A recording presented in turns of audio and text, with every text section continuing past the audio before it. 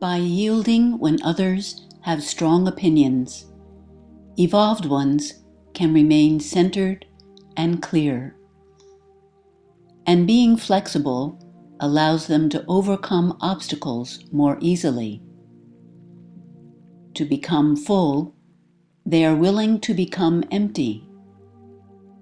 Not attached to outer possessions, they gain inner wealth. For they realize that having too much can confuse the mind. And when old ideas pass away, inner truth can come alive. Lao Tzu shares how wise ones do not display themselves, and thus people can see their natural radiance. They do not justify or defend themselves, and thus people can feel at ease in their presence.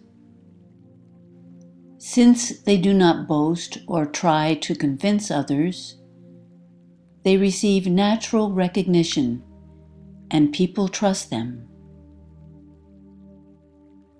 Without making claims, how can they falter? And since they do not quarrel, others are less likely to quarrel against them. Being truly whole, they no longer need to impress others. Remaining centered in the way, they notice how the world is a reflection of their thoughts in that moment.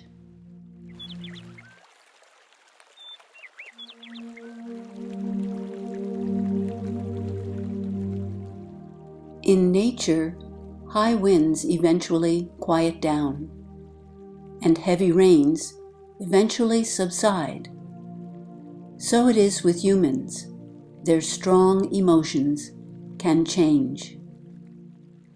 Thus, evolved ones cultivate a balanced way and identify with its neutralizing power. Lao Tzu suggests that what you identify with is what you will become,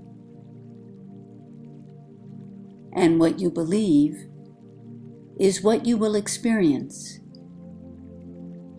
So those who identify with virtue experience virtue, while those who identify with failure feel failure. As well, those who lose the way often feel lost.